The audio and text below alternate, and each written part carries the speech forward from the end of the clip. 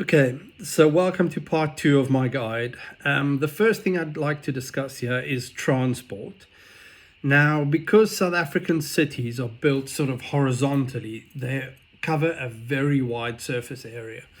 So, public transport can be a bit challenging. I mean, there's no things like metro systems, things like this, because you know, like most European cities are built vertically.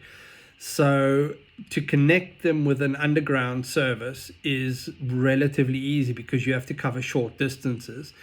In South Africa, because everybody lives horizontally and mostly in single story buildings, the surface area of cities is really big. So doing a metro system is just impossible. You'd have the longest metros in the world. So there are a system of buses. I didn't use them, so I can't really comment on them. There are these services called minibus taxis. Again, I never use them, so I can't comment. I believe they're quite cheap and efficient, but they can be quite crowded and sometimes a bit unsafe. So I wouldn't recommend doing that. What I would recommend is hiring a car. Now, I hired a car directly from Cape Town Airport.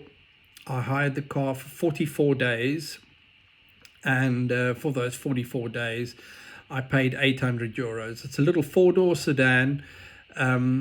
We had quite a bit of luggage, so it was worth it. It was just worth it. You can get a bit cheaper, but a little four-door sedan is pretty decent.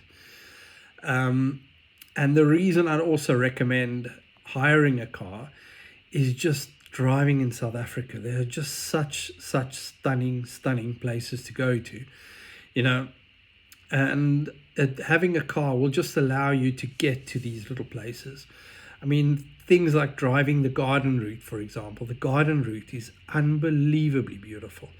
It's an 8-hour drive from Cape Town to Gqeberha, and or what was formerly known as Port Elizabeth.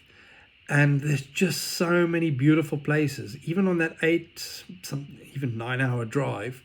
There's so much to see. It's just fantastic. And there's all these little roadside cafes all along the way where you can stop at, grab something to eat. There's little curio shops, everything like this. So it's well worth driving. I mean, driving down to Gqeberha, I stopped in Knysna where my cousin lives. I mean, here's a view, from my cousin's house.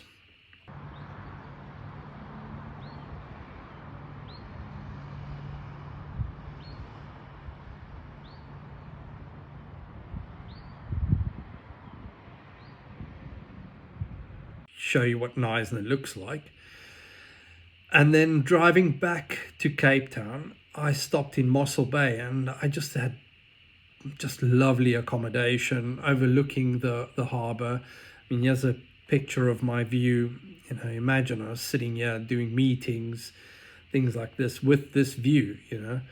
So having the car is definitely worth it. I mean, I drove, back down again to Gqeberha, and then when I drove back to Cape Town, I drove through the R62 through the Little Karoo. Now, what a road. I mean, R62 is just absolutely stunning. I went to a little place called Statelerville. I had lunch there. Just beautiful. I mean, here's a picture of Statelerville.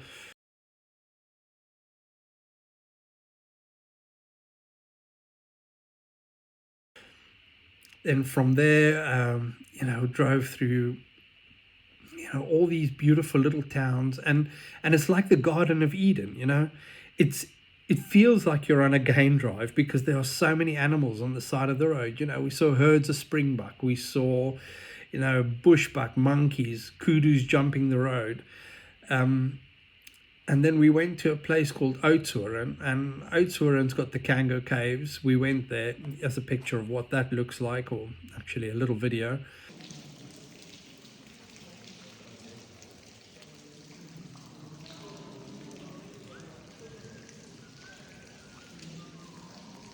And that was also well worth stopping. And then from there, you drive through Barrydale, and it's just the stunning drive through Montague. Montague is just, it's just one of the most beautiful little towns I've ever driven through in my life.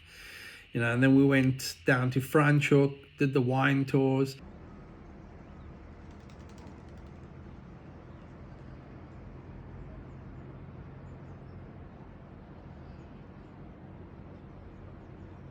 So having a car is definitely worth it.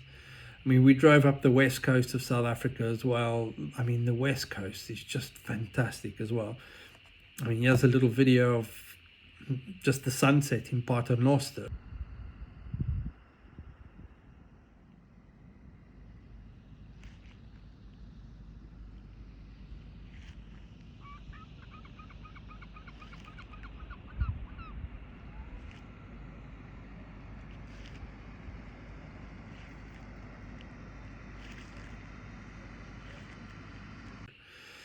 You know, you buy lobsters by the side of the road, for 10 euros for two lobsters, and then just barbecue them. And it is really fantastic.